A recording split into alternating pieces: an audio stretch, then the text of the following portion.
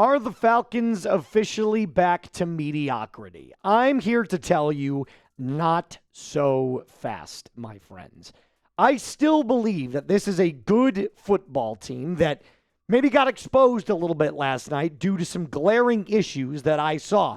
The main one being exactly what Ari Mirov, I'm going to go with Myrov. I'm going to go with Ari Myrov and what he had to say, which was Christian McCaffrey versus the Falcons. 201 total yards and 2 touchdowns. That's the main reason that you lost this football game. But on today's episode, we're going to go through the other glaring issues that are holding back the Atlanta Falcons. Welcome into Falcons Today by Chat Sports. My name is Moose. And like I said, I'm not here to tell you that the sky is falling. What I am here to tell you is that there are some areas that if the Falcons want to be playoff contenders this year, they need to clean up. Now, let's start with this question because I know a lot of Falcons fans already had the question answered in the previous video, but I'm going to ask it again anyway. What was the biggest reason the Atlanta Falcons lost versus the San Francisco 49ers on Sunday Night Football? I've got 4 reasons, in my opinion. Now, the biggest reason could be up for debate. However, this is, in my opinion, the biggest reason the Falcons lost this game. You cannot stop the run. Now, you might be a smart aleck fan and say, well, you got to put points on the board to win football games. But to be completely honest, if you stopped Christian McCaffrey last night, they would not have put any points on the board. They only scored 20 total. Christian McCaffrey was responsible for 12 of those. 20 minus 12 is 8. You would have won the football game 10-8 if you stopped Christian McCaffrey. But the reason that I bring up not stopping the run is because this is something that even I, last week on October 16th, brought up and said, hey, kind of waving a little bit of a red flag here. The Falcons have a big problem. They don't have a true nose tackle. They don't have someone that can plug up the middle of the field and stop the run. And there were tons of you that were like, well, I'm going to be completely honest with you. I'd rather have a cornerback. I'd rather have some corner depth. I'd rather have a wide receiver. No, the biggest area right now that the Falcons need is a defensive run stopper. That is the biggest area. The 49ers ran for 174 yards on you last night.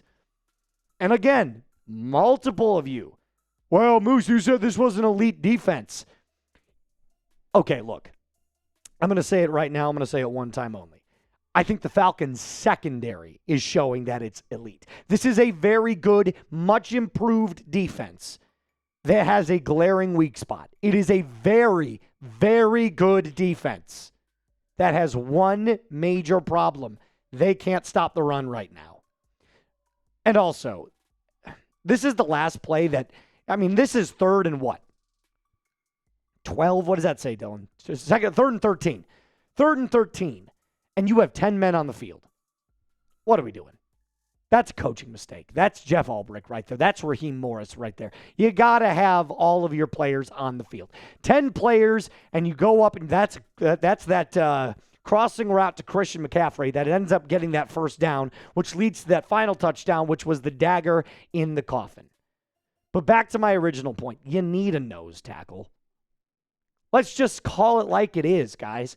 You need a true defensive run stopper. I can think of 2 players right now that you could call up and absolutely get on your team. Originally, I had said that Jeffrey Simmons wasn't up for trade, but the Tennessee Titans are like, 1-6? They suck. They couldn't beat the Raiders, and the Raiders just got blown out by the Chiefs 31-0. So I'm sure if you offered a decent enough package, you could get Jeffrey Simmons.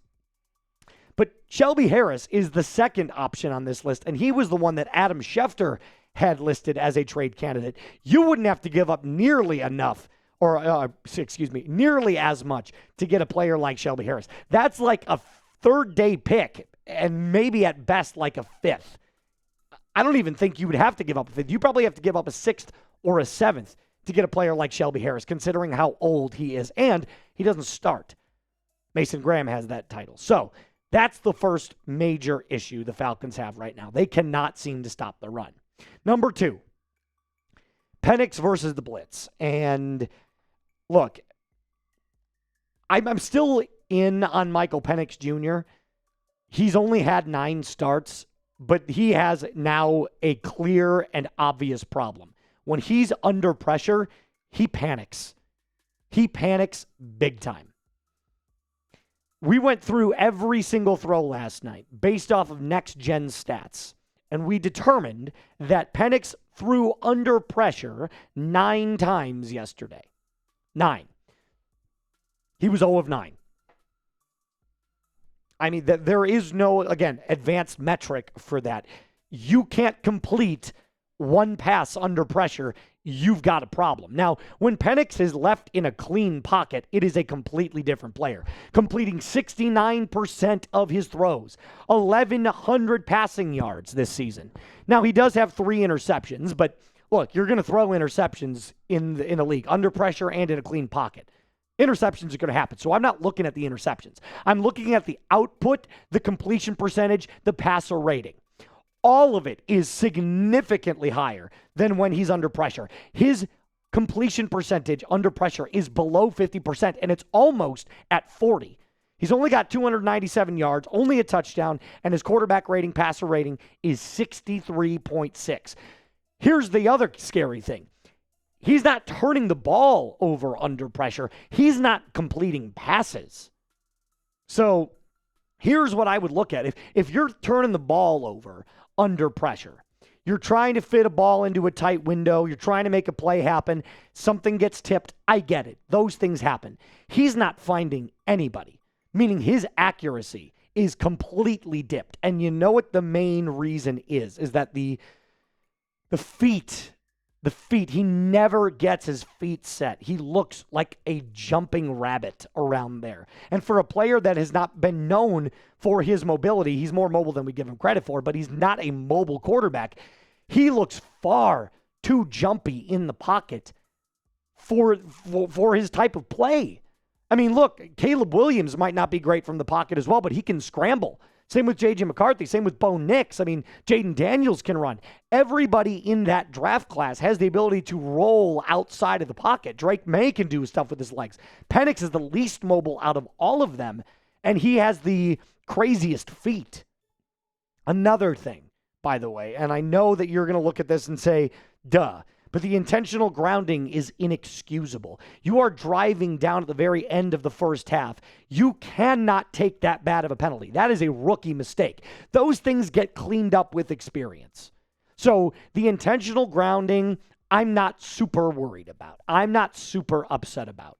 I thought last night the Falcons offensive line played perhaps its worst game all football season long. Bad performances are going to happen. What you have to do is take these inexcusable performances, these inexcusable plays, these inexcusable drives, and you have to learn from them. You've got to be able to get outside of the pocket. You've got to be able to get that ball to the line of scrimmage, and it's got to be in the direction of one of your wide receivers. I realize that might be a lot to throw at you, and it might sound like I'm harping on Micahel Penix Jr., but he's still a young kid. He's still got a lot of football left to play. So I still believe in Micahel Penix Jr. I'm typing my yeses. You should as well. But if you don't, let me know in the comment section why.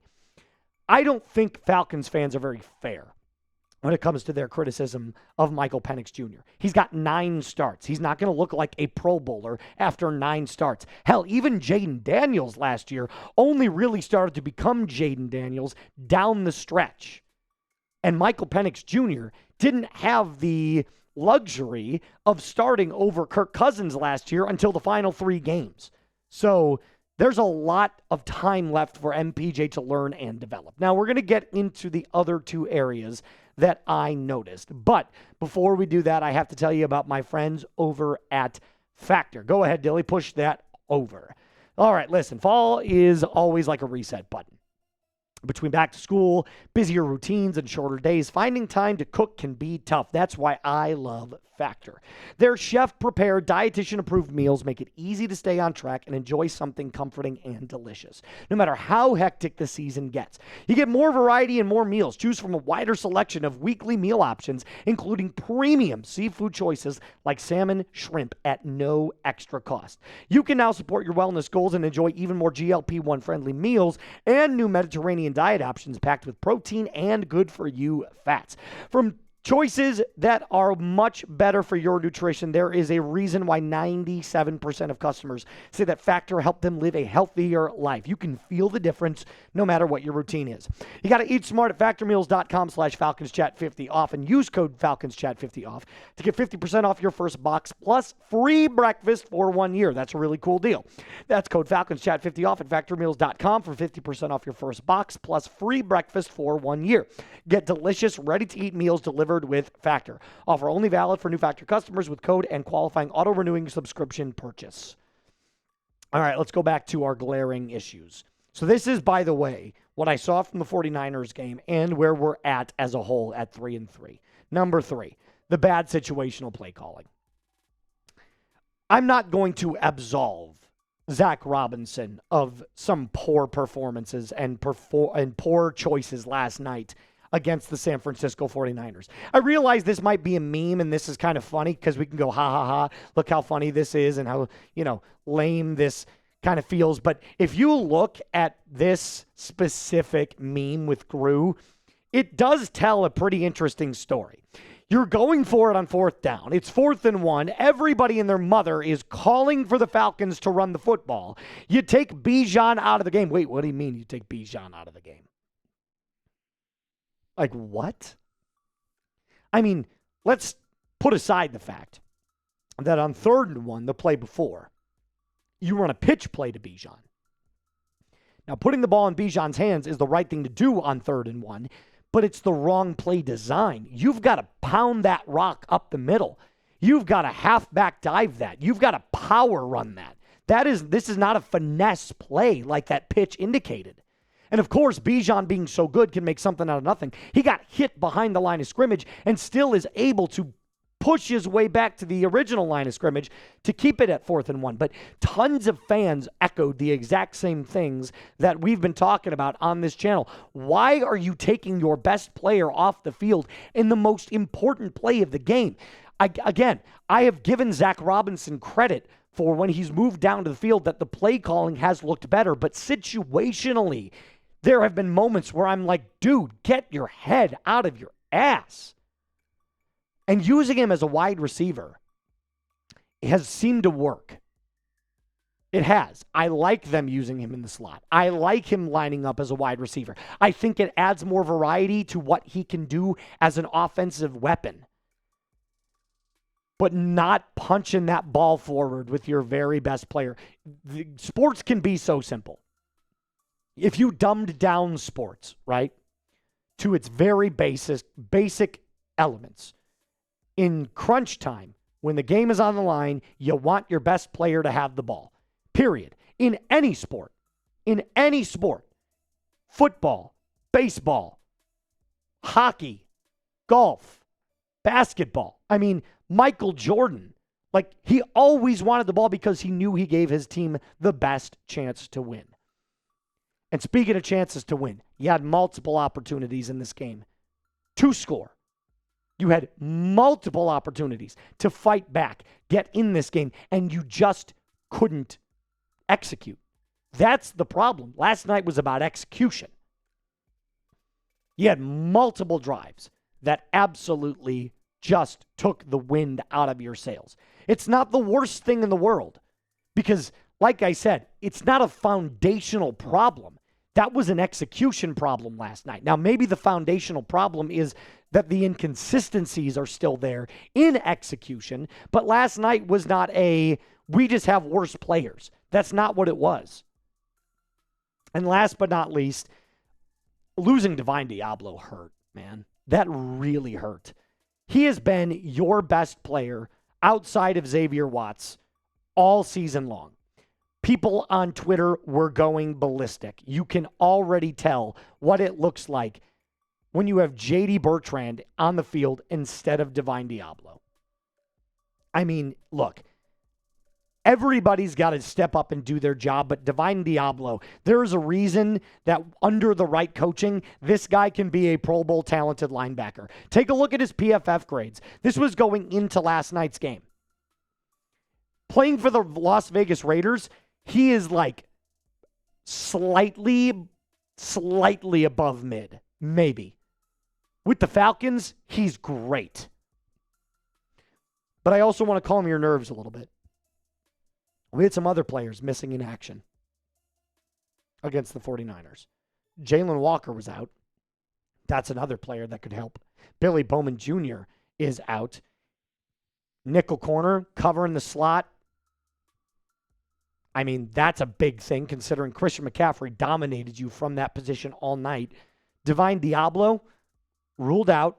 And then Ray McLeod, another offensive weapon, was a healthy scratch because of his off-the-field issues. So you got 4 players that could end up making a difference. Ray McLeod being the exception there because I don't know how much of a difference he makes. But 3 players for sure that make a difference on the defensive side of the ball to stop a player like Christian McCaffrey that you were without. And you still only lost by 10. It wasn't a good game. Final thought here. It wasn't a good game. But based off of what I saw, I'm not ready to jump off the bridge. We're 3-3. We're heading into a very favorable part of our schedule. You've got 2 very tough games against the Patriots and another game against the Colts. But you play the Dolphins, you play the Panthers. And look, I'm still on the boat that I don't think the Panthers are that great of a team. I think they've had some good games. I don't think they're that great of a team. You still have to play the Aints twice. So there's still a lot of wins on the table. There's still a lot of opportunities to go out and win this division. If you still have faith, like I still have faith, type those ATLs down in the comments. Also, this is the very end of our video, so it does show me that you watched to the very, very end. That'll do it for us on today's episode of Falcons Today. Falcons fans, a reminder to hit that subscribe button, like that video, and as always, rise up and be cool.